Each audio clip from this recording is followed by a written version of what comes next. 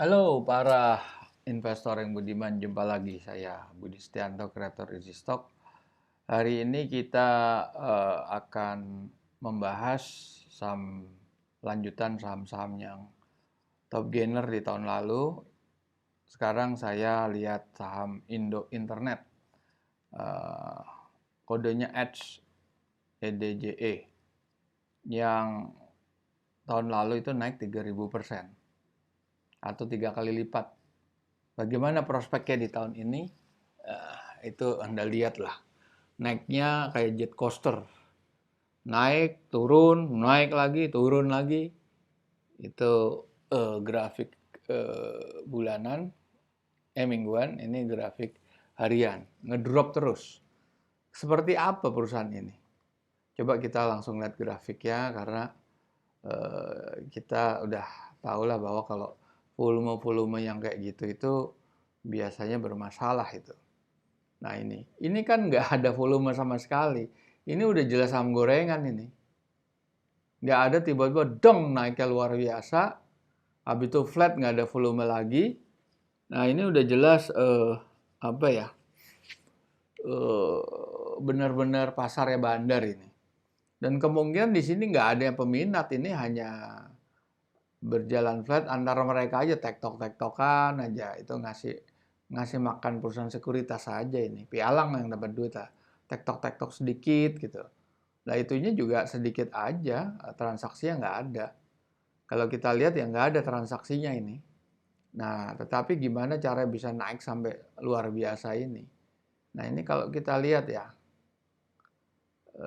IPO-nya sendiri dia 7.375. Dia bisnisnya Internet Service Provider.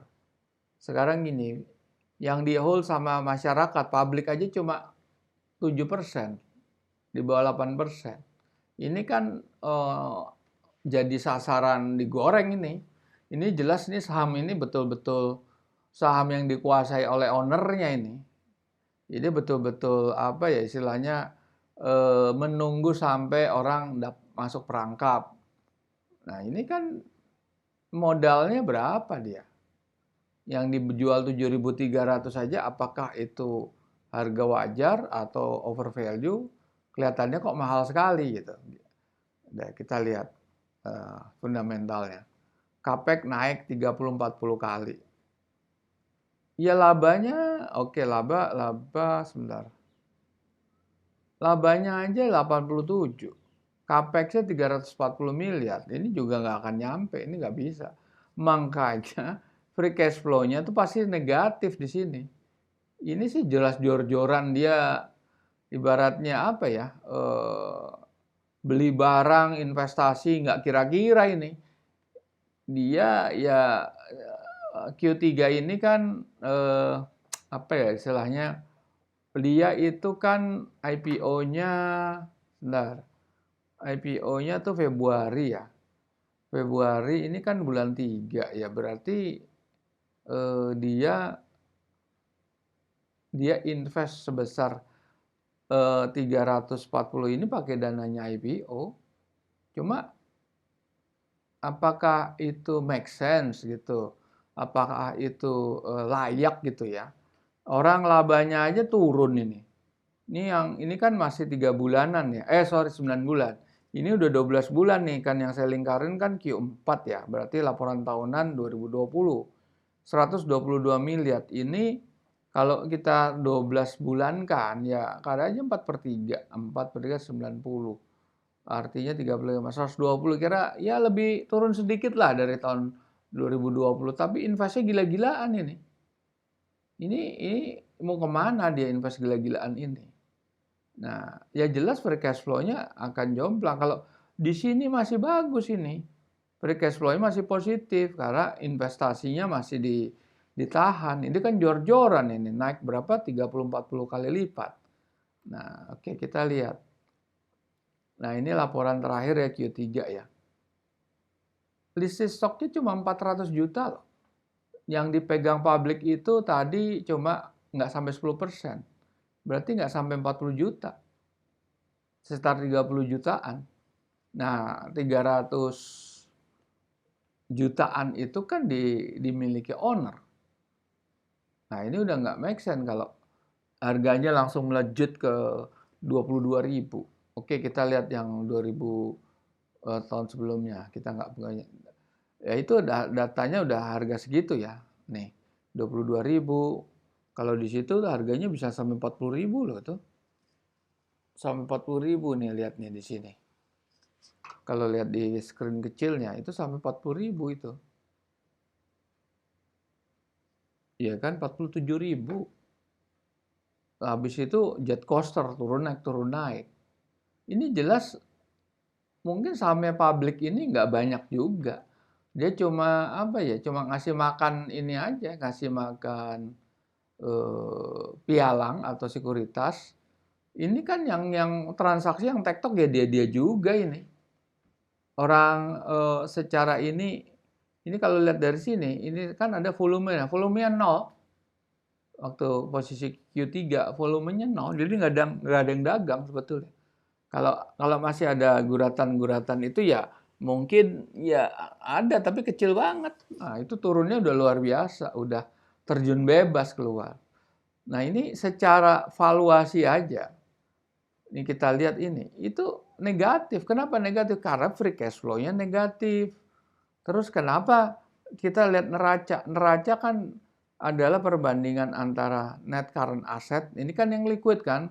Kita kan nggak bicara total aset di situ. Total aset Anda jual pabrik, Anda jual lahan, jual gedung, nggak bisa lah. Itu nggak bakal bisa laku setahun itu.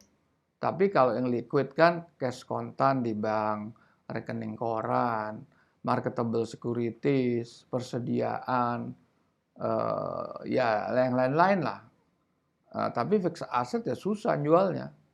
Nah, nggak liquid lah, artinya nggak liquid. Sekarang net current asset 300 miliar, 300.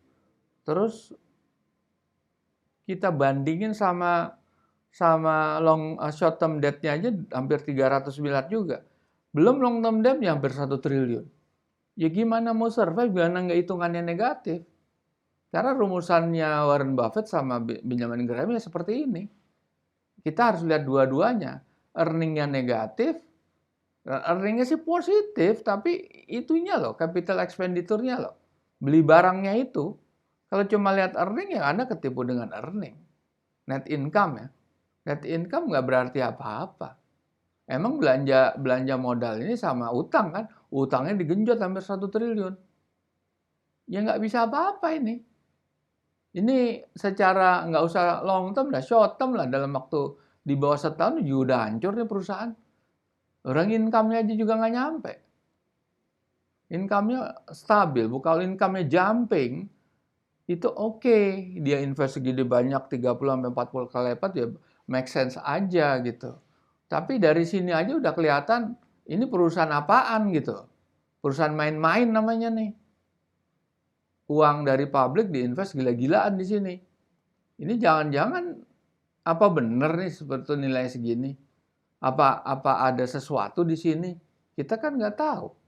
Yang jelas dia nggak menghasilkan apa-apa. Dia invest segini, net income-nya hanya segini. Net income-nya malahan flat-flat aja. Dia mendingan spending 12 miliar, dapat 120. Ini spending 341 miliar, cuma dapetin income di bawah 90 miliar. Sedangkan ini yang cuma 12 miliar dapat 122. Ini kan udah nggak make sense sama sekali nih. Oke, berarti kita tidak bisa ngasih rekomendasi ya di sini ya. Di dalam apa hitungan isi stok saya juga ya terlalu jauh lah ini. Ini terlalu jauh. Ini kan DMX coba Edge. Ini bisa dipakai sama Anda nih tuh. Udah negatif semua ini. Belum yang ini ya apa? Return on equity-nya cuma di bawah 10%. Ya marginnya besar ya, tapi utangnya itu besar banget. Gitu. Debt equity-nya aja udah lebih dari 1. Ya kalau 1 tapi earning-nya bagus sih fine-fine aja, atau capital expenditure bisa ditekan. Nah ini udah bisa langsung bisa dideteksi ini emiten ini tidak menarik. Oke, sampai jumpa lagi di kesempatan yang lain. Terima kasih.